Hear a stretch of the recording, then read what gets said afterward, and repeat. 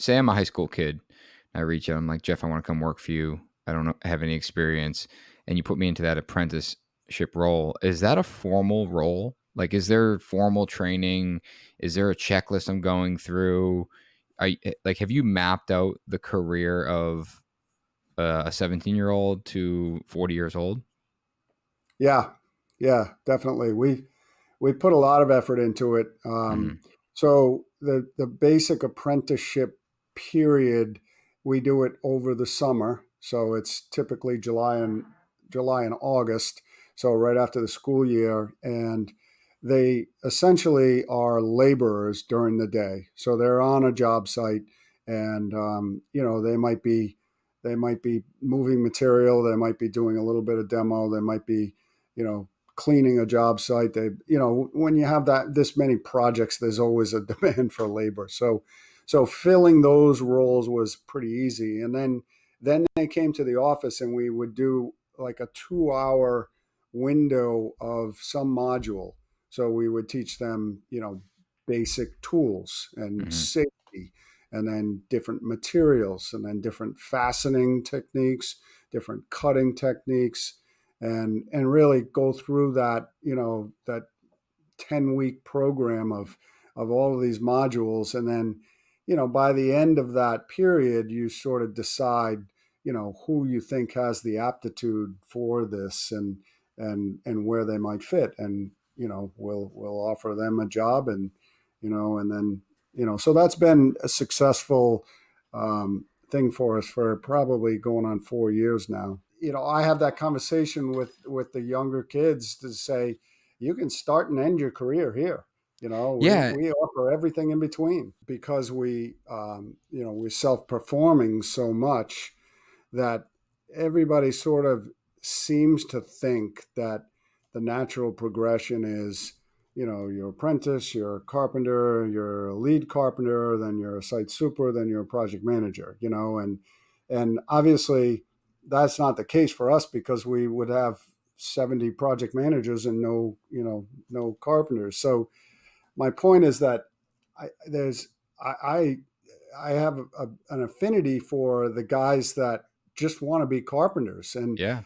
you can still grow in terms of salary range, and show me your value, I'll show you the money. and Yep. and there's an unlimited ceiling to what you can produce as a carpenter, as a high level carpenter, as a finished carpenter, as a framer. If you can produce those results, that you'll still be climbing the ladder in terms Mm-hmm. of your worth and your salary, and and the overtime opportunities. And And I want to unpack that just for a minute, because I feel like a lot of people listen to this, and what you just said, it's like there's an unlimited, there's no ceiling, right? People are like, well, explain that to me. It's like, if I'm making $30 an hour, how can I'm already a great carpenter. And for simple math, it's like, if a staircase takes you typically a week to complete, to trim out, to put the treads on, and you're doing it in 2.5 days, it's like, if I, as the builder, can sell that staircase for, say, $5,000, and it takes you 5 days to do it, it's like there's still that amount of money on the sales table, and you're doing it in double or half the time, and there's still that same revenue attached to it. You're more valuable. yeah, And yeah, and of course, like, that example, like, the point is there's, when you become more efficient at your job, I think of someone like Spencer Lewis, right? Like, Spencer Lewis, the name of the game for him is do this as efficient as possible, as fast as possible, still producing high quality work. So if his market says, hey, he can only charge $100 an hour, $75 an hour, whatever it is, it's like, that's fine. He's pricing the job based on that hourly rate. But if he goes in and shaves a day here, a day there, a week there, he's still putting the same money in his pocket for the same amount of work, mm, for less time involved. And that I think, going back to what you said in the beginning of that sentence, is, not everyone wants to be a site super or project manager or in management at all. And I think as builders or owners, we oftentimes take really great lead carpenters and say, great, now you're a site super. And they fail Right. at it. Kevin Craddock talked about that on the podcast. It's like we take these great carpenters and think that they're going to make a great super, and it's like they're not. And Yeah. and Yeah. oftentimes the only reason that they take that role is because there's more money attached to it, or Right. more growth potential attached to Sure. it. Sure.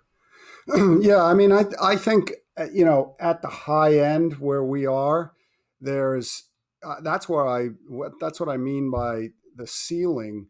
When you're doing if you're doing track homes and you're bidding on finished trim package or a frame, you're always going to be defined by the your quote, your bid, your whatever it is, and the market's only going to pay so much. But when you're doing super high end work, there's almost an unlimited amount of what the potential of that project could be, and the challenge of that project, and certainly the skill set, and those skill sets will be rewarded with higher dollars. And the other thing that I try to, I like the culture of guys that we have that are, they just love being carpenters and they love being great at it. Mhm. And where the value is to me with those guys is if I can give them a $15 an hour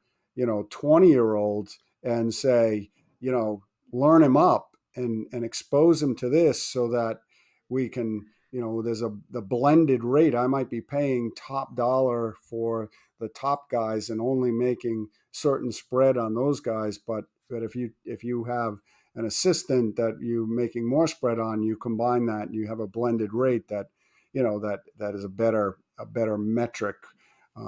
So that's where the value of these top guys, these experiences is them training up the younger guys to to be proficient at certain things. So is that how you're working on maintaining budget as well when you're paying people who are in-house employees, Yeah, a yeah, more like a more fair rate for the industry?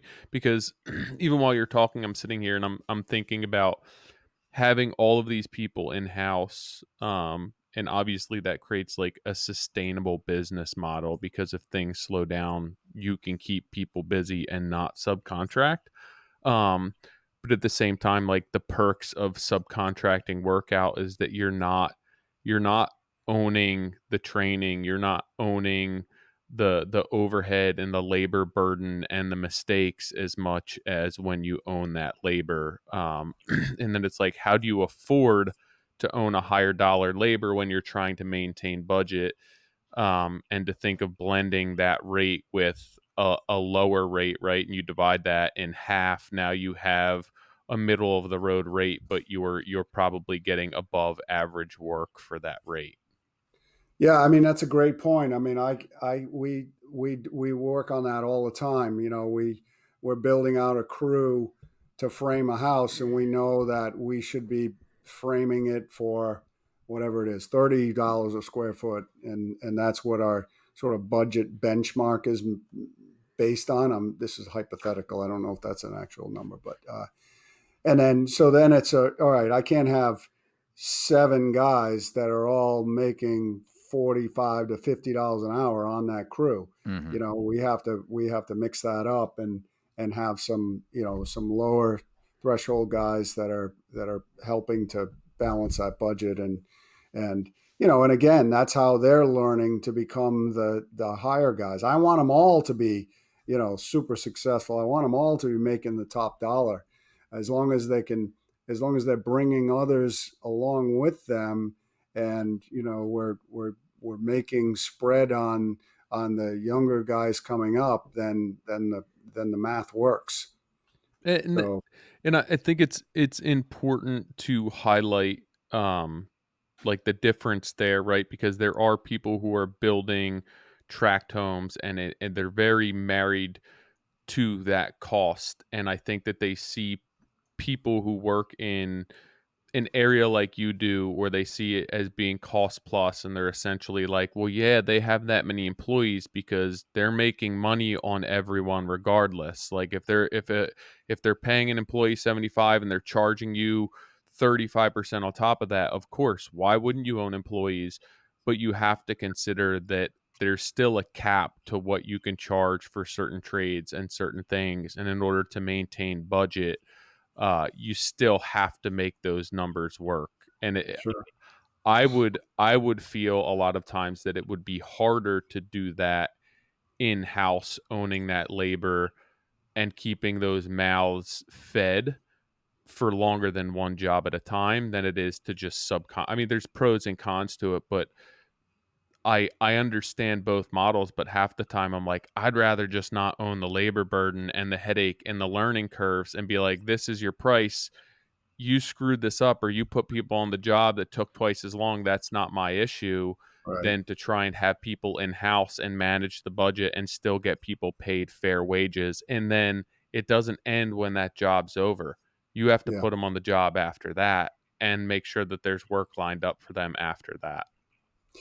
Yeah, I mean it's not an easy business model. It's certainly a lot easier to subcontract everything, and then it's you've your guesswork is eliminated, and it's so much more predictable. But it's just way more fun having all. I just love having a team, and it all boils back to athletic background of having that team and having those team and growing that team and training that team and having that culture and that dynamic and um, yeah, I How wouldn't trade it.